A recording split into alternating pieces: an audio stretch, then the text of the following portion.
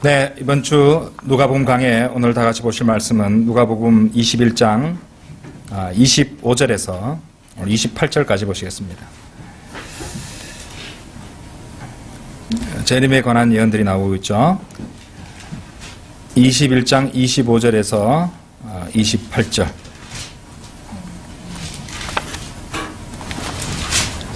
(25절에서 28절) 제가 받들어 읽겠습니다. 해와 달과 별들에는 표적들이 있을 것이며 땅에는 민족들이 혼란 중에 괴로워하며 바다와 파도가 노호하리라. 이 땅에 앞으로 무슨 일이 일어날 것인가를 생각하니 사람들의 마음은 두려움으로 인하여 실신할 것이라. 이는 하늘의 권능들이 흔들릴 것이기 때문이다. 그때 사람들은 인자가 구름을 타고 권세와 큰 영광으로 오는 것을 보리라. 그러나 이런 일이 일어나기 시작하면 위를 보고 너희의 머리를 들라. 이는 너희의 구속이 가까이 왔음이라고 하시더라. 예, 오늘 드릴 말씀 제목은 임박한 재림보다 더더욱 임박한 휴거. 임박한 재림보다 더더욱 임박한 휴거라는 제목으로 말씀을 드리겠습니다. 25절부터 보실게요. 해와 달과 별들에는 표적들이 있을 것이며 땅에는 민족들이 혼란 중에 괴로워하며 바다와 파도가 노하리라. 자, 이 부분에서 특히 해와 달과 별들에는 표적들이 있을 것이며 라는 이 부분에 대해서는 앞서 그 11절 공부하시면서 이렇게 관련 구절들을 찾아보시고 그렇게 해서 제가 충분히 설명을 드렸습니다. 땅에는 민족들이 혼란 중에 괴로워하며 자, 이 부분을 자세히 보시겠습니다. 영어 킹제임스 성경 표현은요, And upon the earth distress of nations with perplexity 이래 나옵니다. 자, nations 하면 민족들, 국가들의 뜻인데 distress는 괴로움이라 그랬죠. 민족들, 국가들, 민족들의 괴로움. 땅 위에 그렇고 perplexity라면 이제 영어 단어인데 당혹, 혼란 이런 뜻입니다. 자, 이런 단어들이 나와 있습니다. 자, 이 내용은요, 역시 10절에서 11절을 공부하면서 설명을 드렸는데, 민족들과 국가들 사이에서 뭐가 일어난다고 그랬습니까? 전쟁들과 소요들이 일어난다고 그랬잖아요. 그것을 가리키는 말씀이 또 나오고 있는 것입니다. 인간들은 이제 평화 협상이라든지, 무슨 그런 또 절차를 밟는다든지, 평화를 위한 무슨 정상회담을 연다든지, 이런 것들을 떠들면서 그 모든 것 시도들을 하겠지만은, 성경의 예언대로 그들은 그리스도의 재림 때 다시 오셔서 그리스도의 재림 때 주님께서 다시 오셔서 그들 모두를 굴복시킬 때까지 그들 사이의 전쟁을 계속해서 할 것이란 말입니다. 그들은 전쟁을 멈추지 않을 것입니다. 그렇죠?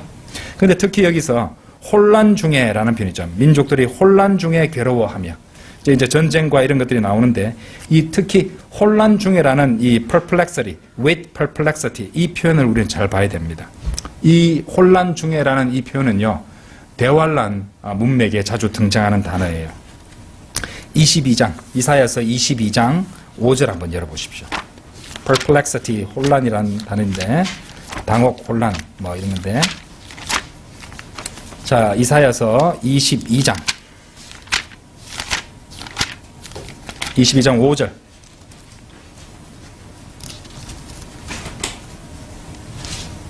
여기 혼란이라는 단어를 찾아보시면서 염두에 두면서 읽어보시면 됩니다. 자, 제가 볼게요. 이는 그때가 환상의 골짜기에서 만군의 주 하나님에 의한 고난과 짓밟힘과 혼란의 날이며 성벽을 무너뜨리고 산들을 향하여 부르짖는 날임이라. 자, 이 말씀, 예루살렘에 대한 예언 가운데서 이 말씀이 여기는 진짜 대환란 관련 문맥들을 지시하고 있는 그런 지시자들, 이런 것들이 아주 막 종합선물센터처럼 달려있는 말씀이에요. 이사야서 22장 5절은요. 환상의 골짜기 역시 재림이죠. 나중에 한번 찾아보겠습니다만은 요엘서 3장 12절 14절에 보시면 여호수아박 골짜기, 글단의 골짜기 이런 것들이 나옵니다. 만군의 주 하나님에 의한 고난하면 무슨 단어가 떠오릅니까? 예레미야 30장 7절에 야곱의 고난의 때, 그렇죠? 역시 대환란과 연결되죠. 짓밟힘과 주님께서 언제 짓밟으심. 포도즙 틀을 짓밟으시잖아요. 이사야서 63장에 나옵니다. 그리고 여기에 아까 우리가 말했던 perplexity, 혼란의 날이며, 지금 오늘 본문인 누가복음 21장 25절 연결되죠. 성벽을 무너뜨리고 산들을 향하여 부르짖는 날입니다.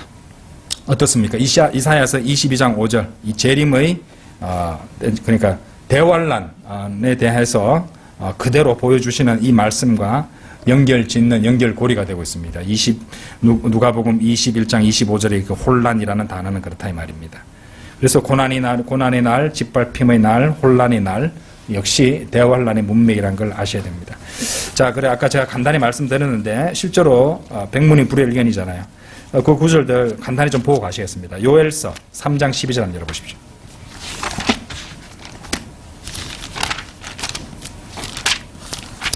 요엘서 3장 12절, 2절이고 12절. 12절에서 14절입니다. 이방으로 깨어서 여호사밧 골짜기로 올라오게 하라. 이는 내가 거기에 앉아서 주의 모든 이방을 다 심판할 것이미로다.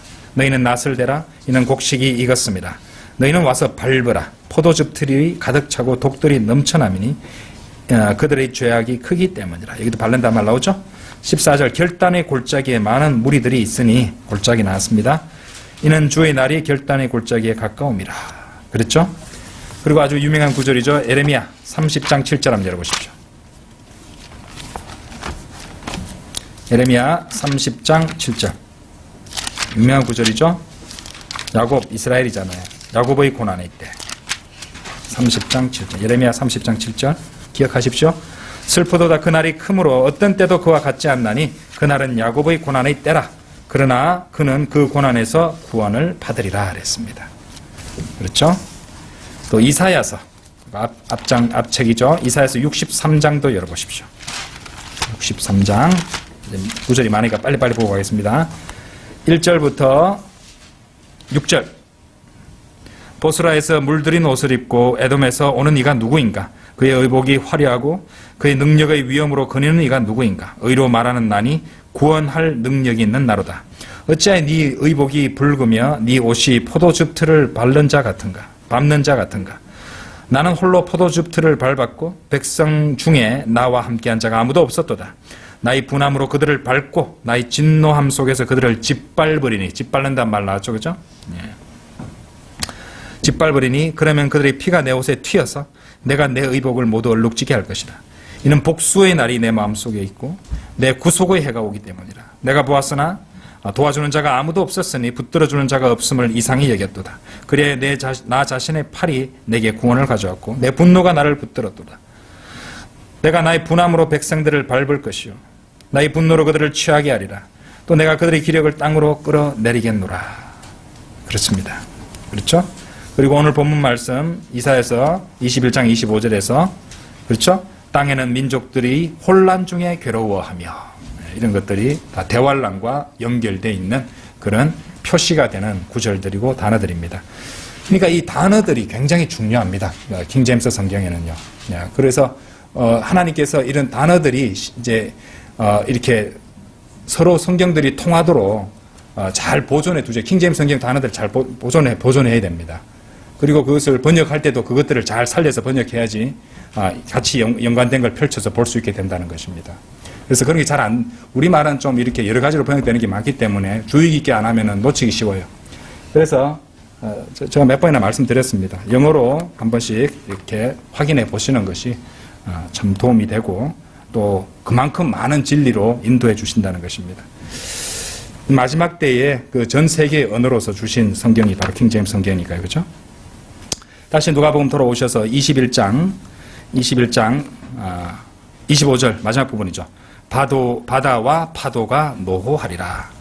바다와 파도가 노호하리라. 그죠? 25절 끝부분이었어요. 자, 이 부분은요, 두 가지 해석이 가능합니다. 하나는 문자적인 해석이고, 하나는 비유적인 해석입니다. 어째서 그러냐고요? 그러니까 성경 다른 책들에 이 표현들이 나오는데 그 두 부분이 그렇다는 것입니다. 먼저 문자적인 해석을 보여주는 구절을 한번 찾아볼게요. 시편 46편 한번 열어보십시오. 시편 46편. 시편 46편. 46편 2절 3절입니다. 그러므로 땅이 없어지고 산들이 바다 가운데로 옮겨진다 해도 우리가 두려워하지 아니하리니 바닷물이 노호하고 요동할지라도 바닷물이 불어나서 산들이 흔들릴지라도 우리가 두려워하지 아니하리라 셀라. 여기서 이제 문자적인 그런 이제 요동과 바닷물이 노하고 요동하는 것을 가리키고 있는 것입니다. 자, 그러면 비유적인 해석을 뒷받침하는 그 구절은 무엇이냐? 이사야서 5장 한번 열어보세요. 오늘 성경 구절 많이 찾습니다. 이사야서 5장. 이사야서 5장 29절 30절입니다.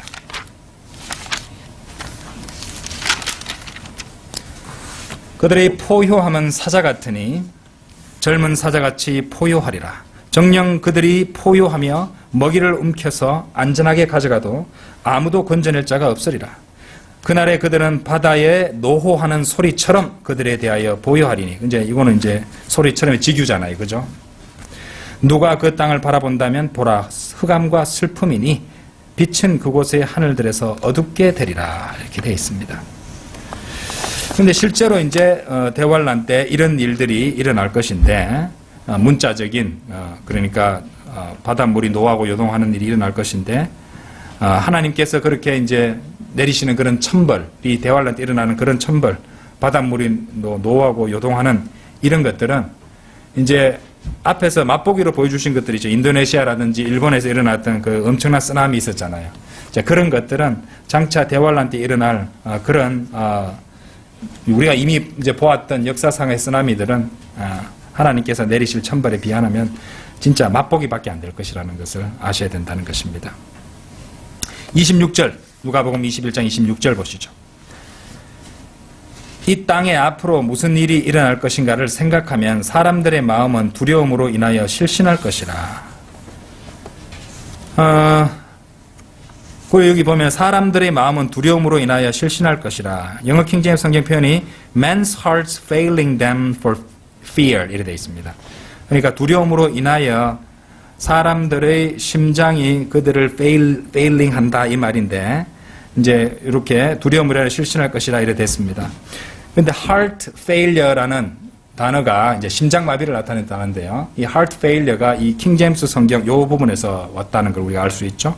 사람들이 일상생활에서 사용하는 그런 표현들이 킹제임스 성경에서 온 영어 표현들이 굉장히 많습니다. 하이웨이 이런 것도 다 거기서 왔고요. 그죠? 자, 이것도 참고로 알아두시면 되겠습니다. 자, 그 다음에 26절 나머지 부분이죠. 자, 이 부분이 좀 흥미로운 부분이에요. 이는 하늘의 권능들이 흔들릴 것이기 때문이라. 사람들의 마음 두려움으로 인하여 실신할 것이라. 이는 하늘의 권능들이 흔들릴 것이기 때문이라. 여러분들 이 말씀을 어떻게 이해하십니까? 그냥 이렇게 우리가 지금 읽고 있는 이 본문 말씀을 읽으면서 방금 여기 보신 26절 후반부 이는 하늘의 권능들이 흔들릴 것이기 때문이라 이 부분을 읽으면요, 대부분의 사람들이, 제 생각에 대부분의 사람들이 11절이나 25절에 나오는 표적과 연결시켜서 생각할 것이라는 겁니다. 11절은 무슨 내용이었습니까? 거기 26절 먼저 보시면은 26절이 아니고 25절 해와 달들에는 표적들이 있을 것이며, 그렇죠? 또 11절에 보시면은 무서운 광경과 큰 표적들이 하늘로부터 있으리라. 이런 것과 연관지어서 이 26절에 나오는 이 표현을 갖다가 대부분의 사람들이 생각하기 쉽다는 것이에요. 그런데 여러분 그 표적들과는 전혀 상관없는 내용입니다. 그러니까 이 부분을 좀 잘 들어보셔야 돼요. 여기 나오는 하늘의 권능들이라고 되어 있는데 이 권능에 해당하는 영어 단어가 powers입니다. powers. 그런데 여기는 권능들이라 하기보다는요, 왜냐하면은 럭커만 박사님이 누가복음 주석서에서 이 부분과 연관지어서 관련된, 교리적으로 관련되어 있는 구절을 설명해 놓으신 부분이 어딘지 한번 이제 읽으면서 판단해 보시도록 하겠습니다. 여러분들 직접 한번 판단해 보십시오. 에베소서 6장 한번 열어보세요.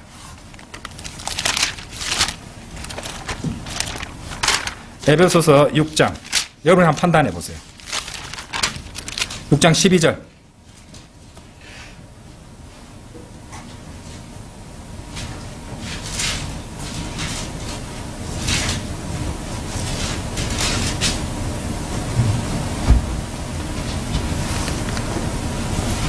이는 우리의 싸움이 혈과 육에 대항하는 것이 아니라 정사들과 권세들과 이 세상 어두움의 주관자들과 높은 곳들에 있는 영적 악에 대항하는 것이기 때문이니라. 여러분 이 구절 잘 아시죠? 자, 러프만 목사님은 에베소서 6장 12절에 나오는 정사들과 권세들과라는 권세들과 보이시죠? 이 부분이 영어로 킹제임스 성경에 powers로 되어 있습니다. 그러니까 요것을 가리키는 것으로 누가복음 21장 26절에 나오는 그 하늘의 권능들, 그러니까 파워스니까 하늘의 권세들 하면 더 잘 연결이 되죠. 하늘의 권세들, 그리고 권세들과, 그리고 공중 권세 잡은 자, 이런 다 연결이 되죠, 좀. 그죠? 이게 그쪽 진영이잖아요. 그죠? 마귀의 진영이잖아요. 그러니까 여기서 26절, 21장, 그러니까 누가복음 21장 26절 후반부에 나오는 하늘의 권능들이 또는 하늘의 권세들이 흔들릴 것이기 때문에 이거는 뭐 하늘의 별이 흔들리고 하는 그런 것이 아니고, 그렇죠? 에베소서 6장 12절 방금 보셨던 그 구절과 연결되어 있는 부분으로서, 그죠? 세상의 그 어두움의 주관들, 자들, 높은 곳에 있는 영적 악과 연결되어 있는 정사들, 권세들, 이런 것들을 가리키는 말씀이라는 것입니다. 이해되시죠? 그죠? 그러니까 이것은 누가복음 21장 26절에 하늘의 권능들이 흔들릴 것이기 때문이다. 이 부분은 별이나 이런 물리적인 그런 것들을 가리키는 게 아니라 영적 악들, 권세들을 가리키고 있다는 것을 여러분들이 노트해 주시면은 굉장히 중요한 지식이 될 것입니다. 성경 지식이. 그래서 이렇게 물론 이제 뭐 파워스를 갖다가 이제 번역을 하는데 권세로 하든지 권능으로 하든지 국어사전 찾아보면 그게 그겁니다. 그렇죠? 그런데 서로 관련되어 있는 것이라면은 교리적으로 관련되어 있다면은 같은 단어로 했으면은 더 정확하지 않을까 아쉬움이 있다는 것이죠. 그렇죠? 그러니까 이제 이런 것들 때문에 우리는 영어를 좀 한 번씩 봐야 된다는 말입니다. 아시겠죠? 자, 그래서 이제 아까 우리가 보셨던 에베소서 6장 12절 펼쳐 놓으셨어요?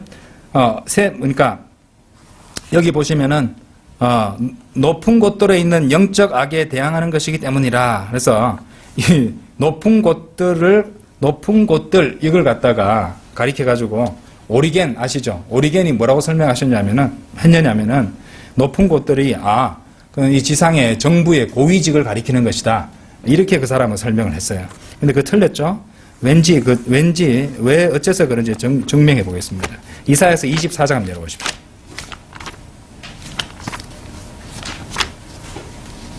이사야서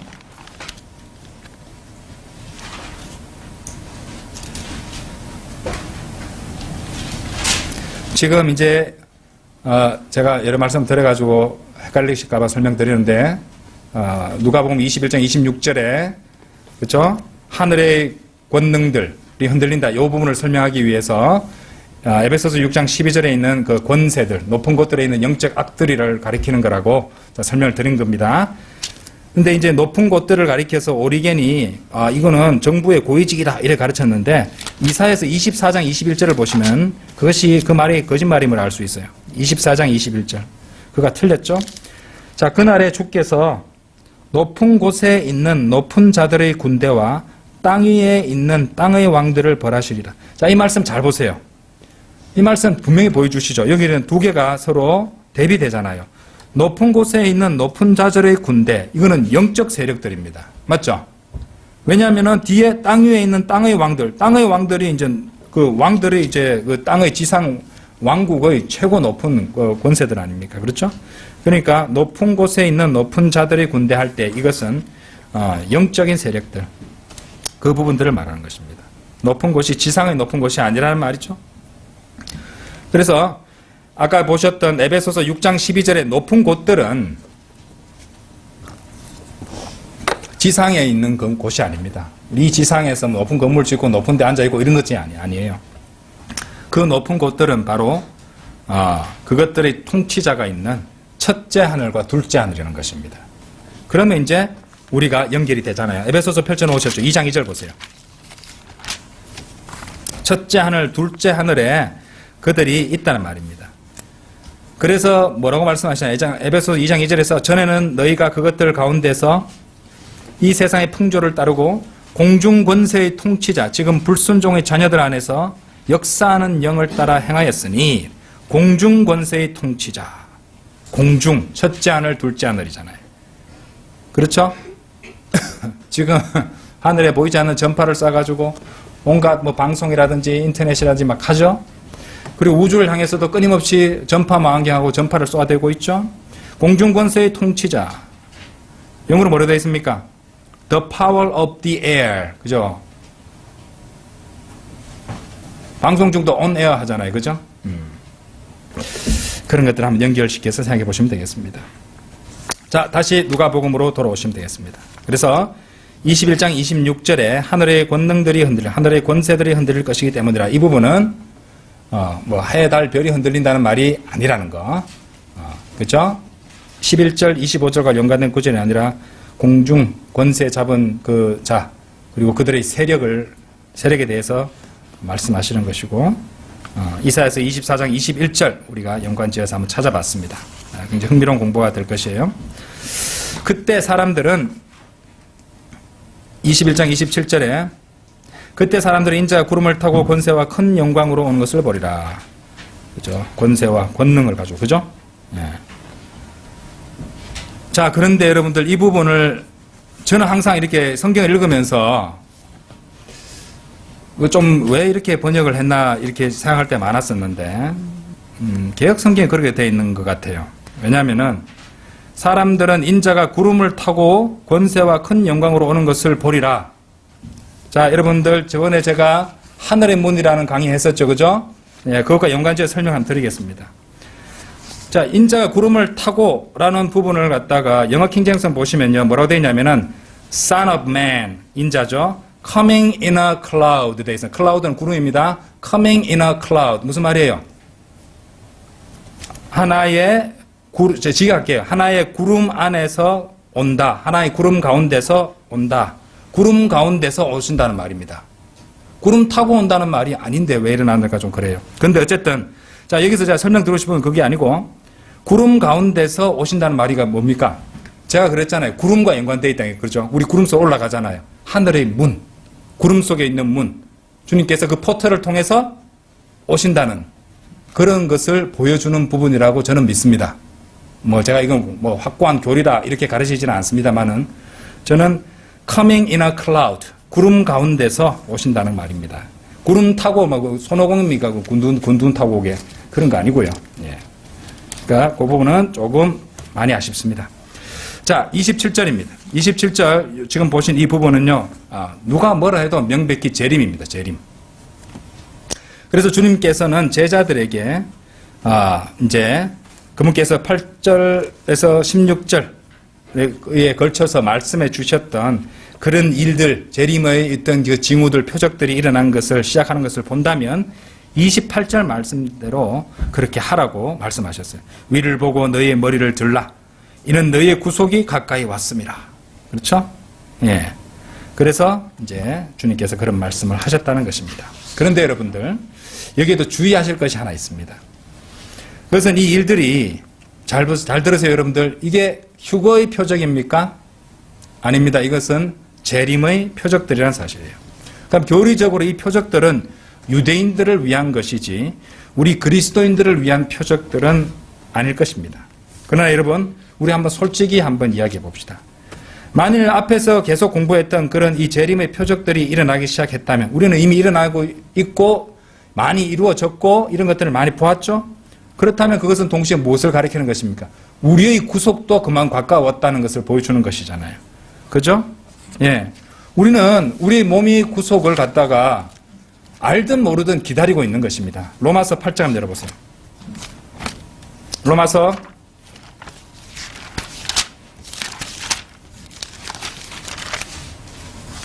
8장 23절. 그들뿐만 아니라 성령의 첫 열매들을 가진 우리까지도 속으로 신음하며 양자되는 것, 곧 우리 몸의 구속을 기다리고 있느니라 라고 말씀하십니다. 자, 여기서 그들뿐만 아니라 할 때 그들은요, 이 자연 그리고 자연과 자연계에 속한 이 피조물들을 가리키는 것이죠. 여러분들, 자연계의 법칙을 한마디로 말하면 정글의 법칙입니다. 그야말로 자연계는 약육강식의 세계인 것이에요. 적자생존이죠. 인간들은요, 우리 인간 사회에서 한번 보세요. 어린이들을 보호하기 위해서 각종 아주 엄한 법규들을 통과시켜 놓고 있죠. 그래서 어린이를 갖다가 학대하거나 어린이를 갖다가 죽이거나 이래버리면요, 그 처벌도 엄청 큽니다. 그리고 애들을 학대하는 걸 그냥 두고 보지 못합니다. 대번에 응징해버리고 그렇게 하잖아요. 그런데 여러분들 제 말 잘 들어보세요. 어떤 TV나 다큐멘터리, 자연 다큐멘터리 같은 데 보면요, 여러분들 아주 예쁜 새끼 동물, 어린 물개가 북극곰에게 무참하게 살해당하고 잡혀먹는 장면, 새끼 영양이 사자에게 무참하게 잡혀먹는, 뜯겨먹는 그런 비참한 장면들을 갖다가 보면서 그 나레이터가 늘 이렇게 합니다. 마음은 아프지만은 그것을 우리는 개입해서는 안 된다. 절대로 개입해서는 안 된다. 이렇게 설명을 하는 것을 여러분 본 적이 있으실 겁니다. 들은 적도 있으실 것이에요. 자, 여러분들은 왜 그렇게 계속해서 사람들에게 그런 말을 들려주고 그렇게 말하는지 아십니까? 그것은 그들이 진화론자들이기 때문에 그래요. 진화론의 측면에서 봤을 때는 그렇게 해야 된다고 본다는 겁니다. 그렇게 거칠고 처절해 보이지만, 잔인해 보이지만 이것이 자연의 질서라고 생각하는 것이에요. 그리고 그런 자연적인 질서를 통해서 세계가 발전해 간다고 믿는다는 것입니다. 그래서 인간이 개입해서는 안 된다. 그렇게 가르치는 것이에요. 근데 그들은요, 모르는 게 하나 있어요. 왜 그렇게 허무한데 굴복하고 그런 처절한 그런 일들이 일어나는지 생각을 하지 않는다는 것입니다.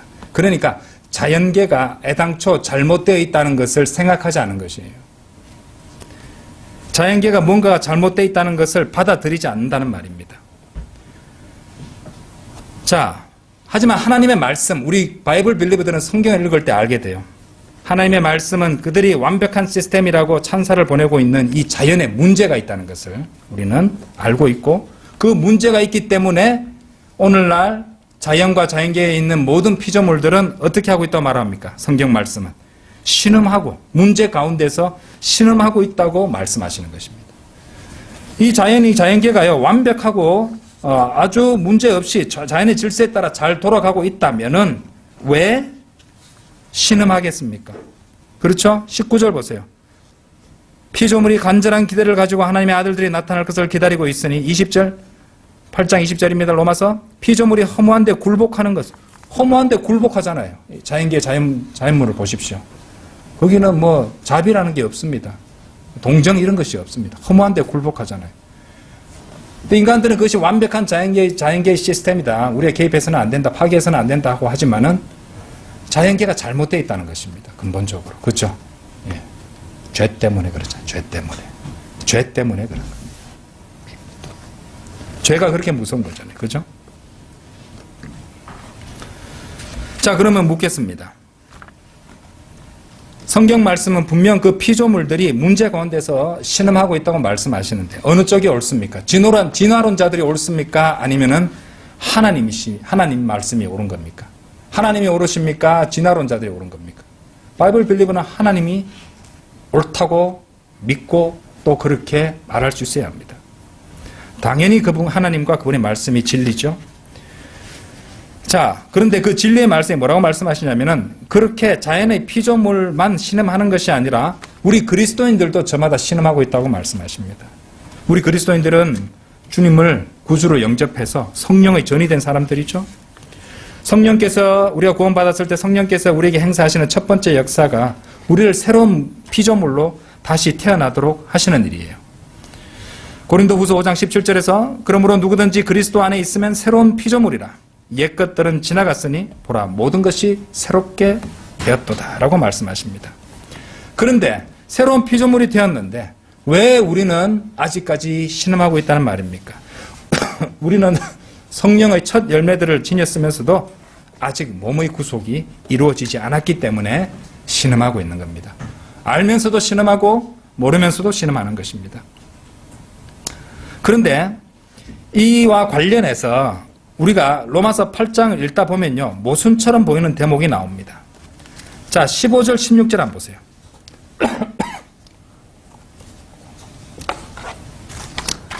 로마서 8장 15절 16절. 너희는 다시 두려워하는 종의 영을 받지 아니하고 양자되는 영을 받았으므로 자, 양자되는 할 때 양자되는 adoption이라고 되어 있습니다. 양자되는 영을 받았으므로 그에 따라 우리가 아바 아버지라 부르짖느니라. 성령이 친히 우리의 영과 함께 우리가 하나님의 자녀임을 증거하시거니와. 자, 이 말씀 보시면은 우리가 양자되는 영을 이미 받았다고, 이미 하나님의 자녀라고 그것을 성령님께서 증거하신다고 그래 말씀하시죠. 그런데 오늘 아까 보셨던 23절 보세요. 신음하며 속으로 신음하며 양자되는 것 곧 우리 몸의 구속을 기다리고 있느니라. 양자 다 됐다는데 왜 양자되는 것을 기다리고 있다고 말씀하시겠습니까? 성경이 모순이고 틀린 것입니까? 아니죠. 8장 15절 16절은요. 그러니까 23절과 모순되는 것이 아니라 그 두 개를 종합해서 완전한 진술이 되는 것이에요. 8장 15절 16절은요. 영적으로 우리들이 이미 양자가 되었다는 것을 말씀하시는 것입니다. 그런데 아직 뭐가 안 됐습니까? 몸의 구속이 되지 않았죠. 우리 몸은 아직 구속받지 않았고 주님의 공중 재림 때까지 그 일은 이루어지지 않을 것입니다. 자, 우리 혼은 이미 구속받았죠? 우리의 몸도 주님에 의해서 사신바도 되었습니다. 그런데 우리 몸의 구속은 주님께서 오셔서 공중 재림으로 오셔서 우리 이름을 불러주실 때까지, 그래서 하늘로 끌려 올라갈 그날까지는, 그죠? 예, 구름 속으로 이렇게 끌려 올라갈 때까지는 이루어지지 않을 것입니다. 그렇기 때문에 그때까지 우리는 신음하며 살아가는 것이에요. 신음하면서. 그날을 기다리고 있다는 것입니다. 그날까지 우리의 몸은 여전히 부패함에서 벗어나지 못하고 있으면서 우리 속사람은 그날만을 간절히 기다리고 살아가고 있는 것입니다. 하지만 우리 겉사람이 아무리 썩어져 가고 있고 주님의 공중 재림이 아직 일어나지 않고 있다고 해서, 주님께서 지체하신다고 해서 낙심하셔서는 안 됩니다. 특히 연세가 있으신 성도님들은 말입니다. 왜냐하면요, 성경은요, 자, 고린도후서 한번 열어보세요. 고린도후서 4장 한번 열어보세요.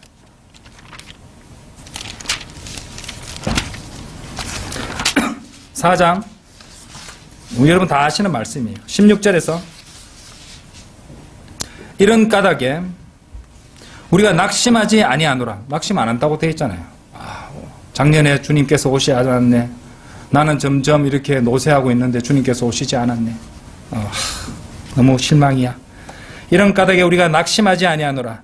오히려 우리의 겉사람이 썩어질지라도, 우리 겉사람이 썩어져 가고 있잖아요. 우리 모두가 그렇습니다. 우리 속사람은 날마다 새로워지나니 라고 말씀하시는 것입니다.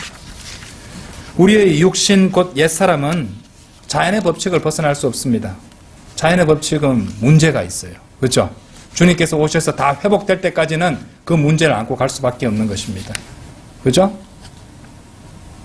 완벽하다면 왜 사람은 늙고 병들고 그렇게 죽을 수밖에 없는 것입니까?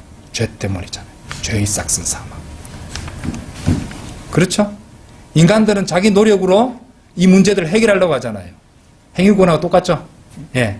주님께서 오실 때까지 주님에 의하지 않고서는 해결 안 되는 것입니다. 그렇죠? 자, 우리는 자연의 법칙을 벗어날 수 없기 때문에 날마다 쇠약해지고 달아가고 있습니다. 관절 달아가듯이, 그죠? 달아가고 있습니다. 속사람, 하지만 속사람은요, 매일 새로워가고 있습니다. 이 속사람, 새 사람은요, 어떻게 매일매일 새로워져 가고 있는가? 말씀과 기도를 통해 성령님과, 그죠? 예, 생명을 주시는 성령님과의 교제로서 매일매일 새로워져 갈 수 있다는 것입니다.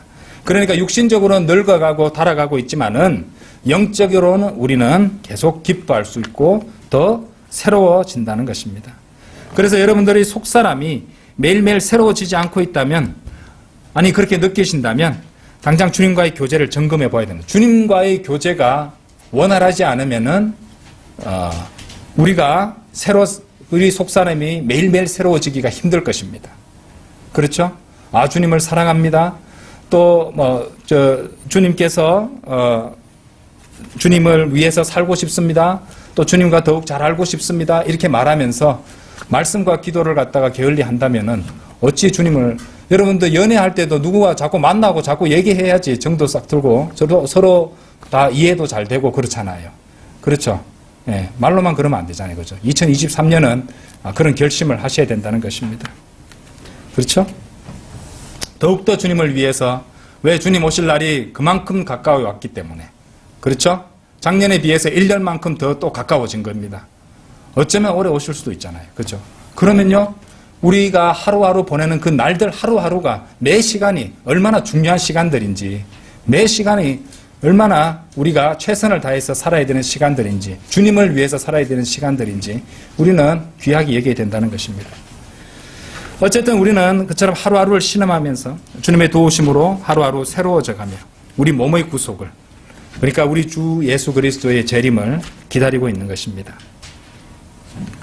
앞서 설명드렸듯이 오늘 누가복음 21장 28절의 그 구속은요, 신약 성도들의, 우리 그리스도인들의 몸의 구속과 휴거가 아니라 유대인 환란 성도들의 구속과 휴거에 관한 말씀입니다. 하지만 교리적으로 그것이 유대인과 이스라엘 중심이고 환란 성도에 대한 것이라 할지라도 우리는 얼마든지 우리에게 적용할 수 있다는 것입니다. 왜? 그것보다 7년 앞서서 공중재림, 주님의 공중재림이 있고 우리의 휴거가 있기 때문입니다. 그렇게 연결되어 있다는 것이죠. 그러므로 오늘 이 본문을 보면서 휴거 얘기를, 우리 교회의 휴거, 그리스도인들의 휴거를 얘기하는 것은 결코 이단 교리가 아니라 얼마든지 우리가 생각할 수 있다는 것이죠. 너무 과도하게 세대주의를 주장할 필요도 없다는 것입니다. 오히려 우리는 그 말씀들을 보면서 복된 소망으로 힘을 얻을 수 있다는 것이죠. 그도 그럴 것이, 만일 그리스도의 재림이 그렇게 가까이 임박했고 누구라도 그 표적들을 볼 수 있다면 우리는 보았습니다. 그렇죠? 그렇다면 우리는 더욱더 기뻐하고 더욱더 힘을 낼 수 있습니다. 왜냐하면 우리의 휴거도, 그리스도인들의 휴거도 그리 멀지 않았기 때문입니다. 그럼 잘 들어보십시오. 교회의 휴거는 그리스도의 지상 재림보다 먼저 일어납니다. 그렇기에 재림의 그 어떤 표적이라도 그것은 또한 우리 그리스도인들의 휴거의 표적으로 받을 수 있습니다. 그렇죠?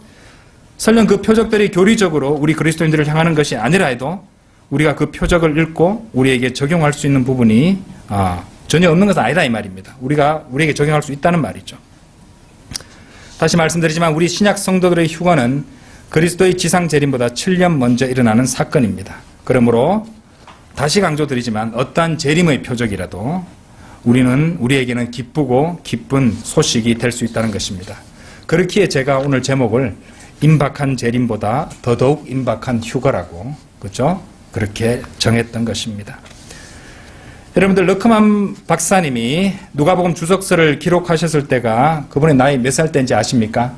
제가 그분의 말년에 기록한 이 누가복음 주석서를 우리가 공부하고 있잖아요. 그렇죠? 예. 그분 나이 91세 때. 그래, 그분의 모든 사역과 그 성경 연구의 집약체가 저는 누가복음 주석서에 정리되고 담겨 있다고 봅니다. 굉장히 귀한 주석서입니다. 그래, 하나님의 도움으로 우리는 그걸 거의 다 해가고 있습니다, 지금. 그죠? 예. 저도 이렇게까지 길게 할 줄 몰랐습니다. 예. 만일 마치면 앞에 방송되지 않았던 그 앞부분도 간단히 하고 넘어갈 예정입니다. 그래서 그때 나이가 연도가 몇 년이냐면요. 열커만 목사님이 91세 때 2012년이었습니다. 그리고 러크만 목사님은 주님의 재림을 간절히 기다리시다가 2016년에 돌아가셨어요. 자, 그런 러크만 목사님이 이 누가복음 주석서에 그 기록해 놓으신 고백을 제가 마지막으로 읽어드리면서 오늘 설교를 마무리하고자 합니다. 잘 들어보십시오. 고마우신 하나님의 은혜로 지금 91세의 나이에도 불구하고 나는 장의사가 영어로 undertaker라고 합니다. under는 아래쪽이고 take는 데려간단 말이에요. 나를 땅 아래로 끌어묻을 사람을 기다리는 대신 upper taker, 이제 이 언어 유입니다. upper taker라는 영어 단어는 없습니다. upper는 위쪽으로 하는 뜻이에요. taker니까 위쪽으로 끌고 가는 사람이라는 뜻이에요. 곧 위로 데려가실 분을 기다리고 있다. 나는 그날이 한시라도 더 빨리 왔으면 좋겠다. 적어도 나에 관한 한 그분께서는 이미 충분히 지체하셨기 때문이다.